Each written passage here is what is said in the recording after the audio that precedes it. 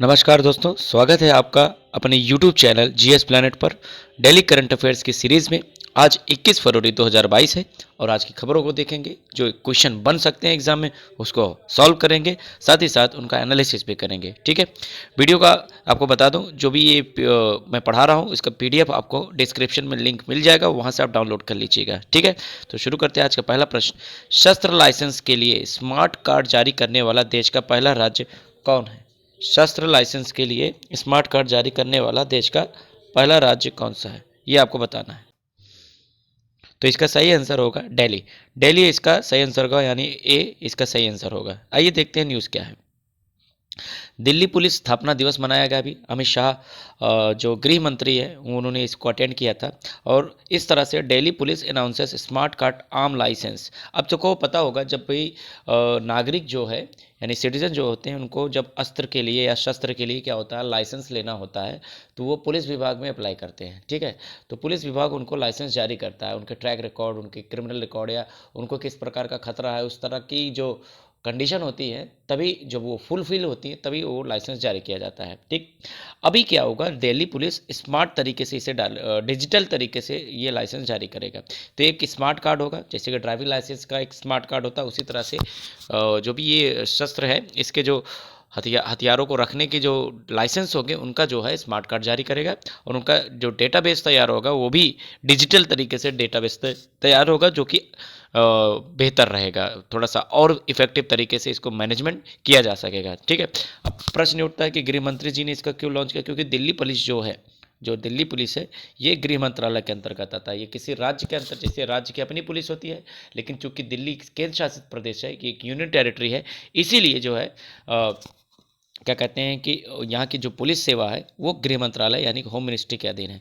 दूसरी तरफ दिल्ली की अगर बात करें तो दिल्ली देश की राजधानी, आपको पता है ये देश की राजधानी कब बनी थी? 1912 में। 1912 से लगातार ये देश की राजधानी है। ठीक है, राजधानी का मतलब होता है, कैपिटल का मतलब जहाँ पे राजा निवास करता है। ठीक है, तो हमारा जो राष्ट्रपति है हमारे वो दिल्ली में है और इससे पहले वायसराय जो रहते थे तो वो दिल्ली में रहते थे। That's why Delhi is consider our capital. दूसरी बात, इसे यूनियन टेरिटरी का दर्जा कब मिला? तो यूनियन टेरिटरी का दर्जा इसे मिला 1956 में मिला। कब मिला?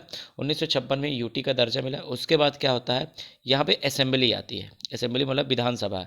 ठीक है, भारत में संघ शासित प्रदेशों को के पास विधानसभाएं नहीं होती, लेकिन केवल दो यूटी यानी यूनियन टेरिटरीज ऐसी हैं जिनके पास विधानसभा है, सभा है, जिसमें एक दिल्ली है, दूसरा पौंडीचेरी यानी पुदुचेरी है। तो दिल्ली के पास असेंबली कब आती है? 1993 में। कब आती है? 1993 में दिल्ली में असेंबली स्थापित हो जाती है, यानी दिल्ली के पास अपना मुख्यमंत्री भी होता है। ठीक है, तो कुछ विषय हैं जो दिल्ली को दिए गए हैं, स्टेट सब्जेक्ट में के सब्जेक्ट कुछ दिए गए हैं और बाकी सब केंद्र ने अपने पास रखा है। इसलिए पूरी तरह से ये ना ही केंद्र शासित प्रदेश है और ना ही पूरी तरह से ये राज्य है। इसे अर्ध केंद्र शासित प्रदेश कह सकते हैं, सेमी यूनियन टेरिटरी कह सकते हैं। तो ये बात थी दिल्ली की। इस जो हेड होते हैं, बाकी और राज्यों में जो हेड होते हैं वो राज्यपाल होते हैं। यहाँ पे कौन होता है? उपराज्यपाल, यानी कि आपका एलजी होते हैं। ठीक है, आपको कमेंट करके बताना कि दिल्ली के उपराज्यपाल यानी लेफ्टिनेंट गवर्नर कौन है। मुख्यमंत्री तो आपको पता ही है कौन है, केजरीवाल जी, अरविंद केजरीवाल जी हैं। ठीक है, आपको कमेंट करके बताना है कि दिल्ली के उपराज्यपाल कौन है। ठीक है, अगला वाला क्वेश्चन देखते हैं। सेकंड क्वेश्चन, भारत का यूपीआई मतलब यूनिफाइड पेमेंट इंटरफेस प्लेटफॉर्म का प्रयोग करने वाला दुनिया का पहला देश कौन सा है? Which is the first country to deploy UPI platform of India. ठीक है, देखिए ये काम किसने किया है? नेपाल ने किया। आइए समझते हैं ये क्या है। यूपीआई तो आप लोग जानते हैं, जैसे भीम एप्लीकेशन आप लोग यूज करते होंगे, जो पेमेंट इंटरफेस है एक तरह से। तो इसमें क्या है, एक इस तरह का इंटरफेस है, एक डिजिटल इंटरफेस है। ये यूनिफाइड मतलब सभी बैंकों का एक साथ जो है यहाँ यूनिफिकेशन किया गया है। You don't have to put your bank account और other details, you just need to have your UPI ID. ठीक है, आपके पास जो यूपीआई आईडी होता है जो भीम से जनरेट होता है, अगर वो है तो यहाँ से आप मोबाइल नंबर के सहायता से आप जो है किसी भी अकाउंट से में पैसे भेज सकते हो, मंगा सकते हो। समझ में आ रहा है? तो ये एक बहुत ही अच्छा सिस्टम है, जिससे क्या होता है, डिजिटल पेमेंट को और ज़्यादा फास्ट ट्रैक और ज़्यादा इफेक्टिव बनाने में मदद मिली है। ठीक है, तो ये एक तरह का जो है ऑनलाइन ट्रांजैक्शन का एक बहुत ही बेहतरीन सिस्टम है, जिसको नेपाल ने अब अडॉप्ट किया है। ठीक है, तो भारत का यूपीआई जो ये सिस्टम है ये नेपाल यूज़ करेगा। तो ये एग्जाम में पूछा जा सकता है। समझ में आ रहा है? ठीक है, नेपाल के बारे में बात कर लेते हैं। नेपाल भारत का एक पड़ोसी देश है। ठीक है, और नेपाल जिसकी राजधानी क्या है? काठमांडू है। ठीक है, नेपाल की करेंसी क्या है? रुपया है, नेपाली करेंसी। ठीक है। नेपाल के प्रेसिडेंट इस समय कौन है? विद्या देवी भंडारी। नेपाली प्राइम मिनिस्टर कौन है? शेर बहादुर देउबा। ठीक है, शेर बहादुर देउबा यहाँ पे प्राइम मिनिस्टर है। नेपाल की अगर बात कर लें तो नेपाल से कौन कौन से भारतीय राज्य घिरे हुए हैं? ये उत्तराखंड है, ये उत्तर प्रदेश है, ये आपका बिहार है, और ये आपका क्या है? पश्चिम बंगाल है, और ये आपका सिक्किम है। तो इतने सारे राज्य जो है नेपाल से घिरे हुए हैं। तो कितने हो गए? सिक्किम हो गया, वेस्ट बंगाल हो गया, बिहार हो गया, और उत्तर प्रदेश और उत्तराखंड हो गए। तो ये 5 राज्यों से घिरा हुआ है। ठीक है। नेपाल में दुनिया की सबसे ऊंची चोटी है जिसका नाम है माउंट एवरेस्ट। क्या नाम है? माउंट एवरेस्ट, जो कि दुनिया की सबसे ऊंची चोटी है, पर्वत चोटी है। एग्जाम में पूछ लिया जाता है इसकी ऊंचाई कितनी है? 8,848 जो है 0.86 मीटर। ठीक है, एग्जाम में पूछ लिया जाता है। तो ये है नेपाल के बारे में जो एग्जाम में पूछ लेता है। ठीक है, आगे देखते हैं अगला क्वेश्चन। थर्ड क्वेश्चन आज का, विश्व सामाजिक न्याय दिवस कब मनाया जाता है? World day of social justice is observed on which day? तो कब मनाया जाता है? ये 20 फरवरी को मनाया जाता है। सामाजिक न्याय का मतलब समझते हैं कि समाज में जितने वर्ग रहते हैं किसी भी देश में, वर्ग मतलब जितने भी सेक्शन है, सेक्शन मतलब वो रिलीजियस सेक्शन भी हो सकते हैं, लिंगुअल सेक्शन भी हो सकते हैं, ठीक है, जेंडर भी हो सकता है। तो किसी भी तरह की जो एक कम्युनिटी होती है, हर कम्युनिटी को क्या हो? बराबरी का दर्जा मिले समाज में, यही है सामाजिक न्याय। सबको समान प्रतिष्ठा मिले, सबको, सभी वर्गों को समान जो है ट्रीटमेंट मिले सोसाइटी के द्वारा, यही है सामाजिक न्याय। ठीक है, तो विश्व में सामाजिक न्याय को और बढ़ावा देने के लिए 20 फरवरी को क्या मनाया जाता है? सामाजिक न्याय दिवस मनाया जाता है। ये किसका कॉल है? किसके द्वारा मनाया जाता है? देखिए, ये मनाया जाता है इंटरनेशनल लेबर ऑर्गेनाइजेशन के द्वारा। किसके द्वारा मनाया जाता है? इंटरनेशनल लेबर ऑर्गेनाइजेशन, अंतर्राष्ट्रीय श्रम संगठन। ठीक है, इंटरनेशनल लेबर ऑर्गेनाइजेशन। ठीक है, इसका एग्जाम में पूछ लेता है। ILO, इसका गठन कब हुआ था? तो ये 1919 में हुआ था। इसका हेडक्वार्टर कहाँ है? इसका हेडक्वार्टर कहाँ है? जेनेवा में, जेनेवा स्विट्जरलैंड में। ठीक है, और काम क्या करती है? पूरी दुनिया में जो लेबर, जो श्रम है, तो श्रमिकों के हितों को ध्यान में रखते हुए पॉलिसीज़ बनाती है इंटरनेशनल लेवल पर। पूरी दुनिया में जो जो इसके मेंबर कंट्रीज़ है वहाँ पे लेबर के कंडीशन को देखती है, एनालिसिस करती है और सरकारों को सुझाव देती है। कुल मिला के जो लेबर के राइट्स होने चाहिए इंटरनेशनल लेवल पर, ग्लोबल लेवल पर, उसको ये भी क्या करती है? सिक्योर करने के लिए काम करती है। ठीक है, ये एक यूनाइटेड नेशन की स्पेशलिस्ट एजेंसी है। ये यूनाइटेड नेशन के गठन से पहले ही बन गई थी 1919 में, क्योंकि उस समय पूरी दुनिया में समाजवाद की एक विचारधारा डेवलप हुई थी और समाजवाद पूरी तरह से श्रमिकों और किसानों और मजदूरों की बात करता है। ठीक है, तो ये एक इम्पॉर्टेंट जो है ऑर्गेनाइजेशन है, इसी का कॉल है कि पूरी दुनिया में क्या माना जाता है? Social justice day. ठीक है, आगे बढ़ते हैं। चौथा क्वेश्चन आज का, हाल ही में सुरजीत सेन गुप्ता की मृत्यु हो गई। वो एक प्रसिद्ध क्या थे? क्रिकेटर, हॉकी प्लेयर, वॉलीबॉल या फुटबॉल? ठीक है, तो इनका नाम सेन है, सिंह नहीं होगा। ठीक है, इसको करेक्ट कर लीजिएगा। तो ये एक महान फुटबॉलर थे भारत के।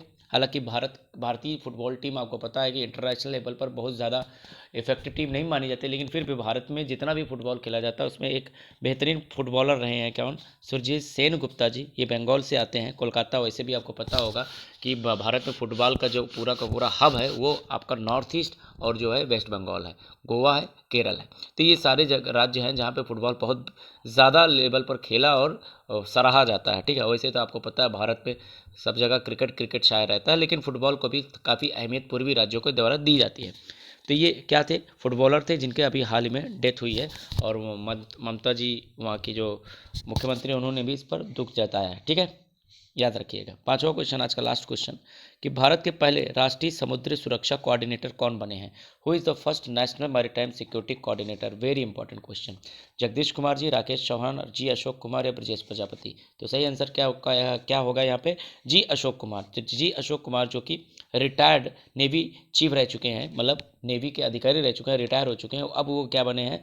भारतीय राष्ट्रीय मैरीटाइम सिक्योरिटी कोऑर्डिनेटर। अभी क्या होता है समझते हैं। देखिए, आपको पता होगा भारत की जो मैरीटाइम बाउंड्री है, यानी कि जो हमारी समुद्री जो सीमा है वो कितनी है? 7,816 किलोमीटर है। कितनी है? 7500 नहीं, कितना है? 7500। उसके बाद क्या होता है? हाँ, ठीक है, ठीक है, 7,816 किलोमीटर है। कितना है? 7,816 किलोमीटर। यहाँ से लक्षद्वीप और अंडमान निकोबार भी शामिल हो जाता है। तो ये हमारी जो समुद्री सीमाएं हैं लगभग 7,000 के 8,000 किलोमीटर की। तो इसको प्रोटेक्ट करने की जिम्मेदारी किसकी है? नेवी की है। नेवी क्या करता है? या इनको प्रोटेक्ट करने की जिम्मेदारी है। तो क्योंकि ये सिक्योरिटी के चैलेंजेस हैं, ठीक है, तो यहाँ पर क्या होना चाहिए? एक एडवाइज़र होना चाहिए। जो कि केंद्र के जो एनएसए होते हैं, एनएसए मतलब नेशनल सिक्योरिटी एडवाइज़र, तो नेशनल सिक्योरिटी एडवाइज़र इस समय कौन है? अजीत डोभाल जी हैं। तो उनको ये क्या करेंगे? असिस्ट करेंगे, उनको मैरीटाइम सिक्योरिटी को लेवल पर क्या करेंगे? सलाह देंगे कि क्या किया जा सकता है, क्या नहीं। ठीक है, तो ये इनका काम होगा। और जब आपको पता है कि 2008 में पाकिस्तान के कुछ आतंकवादियों के द्वारा मुंबई में हमला हुआ था, तो उसमें मैरिटाइम जो अपनी समुद्री सुरक्षा है वो तार-तार हुई थी, मैरिटाइम सिक्योरिटी जो है एक्सपोज़ हुई थी। तो उसी के समय जो हमारी कमेटी बनाई गई थी, उसने बोला था कि एक सिक्योरिटी एडवाइज़र होना चाहिए मैरिटाइम लेवल पर, जो कि नेशनल लेवल पर क्या कर सके, वो इनपुट्स दे सके, उनको जो है एडवाइस कर सके कि किस तरह का सिक्योरिटी लेवल होना चाहिए। ठीक है, तो ये काम करेंगे नेवी जी, जो रिटायर हो चुके हैं, जी अशोक कुमार जी। तो ये पहले देश के जो है राष्ट्रीय समुद्री सुरक्षा समन्वयक यानी कोऑर्डिनेटर बनेंगे। ठीक है, हालांकि ये नियुक्ति काफ़ी देर हुई है, 2008 में सजेशन आया था, तो अब देख लिए 13 साल हो गया, 13-14 साल, अब जाके नियुक्ति हुई है। फिलहाल देर आए दुरुस्त आए। तो आज 5 क्वेश्चन था, आज के लिए इतना ही। तो वीडियो में बने रहिएगा। धन्यवाद, सपोर्ट करते रहिए। Have a good day.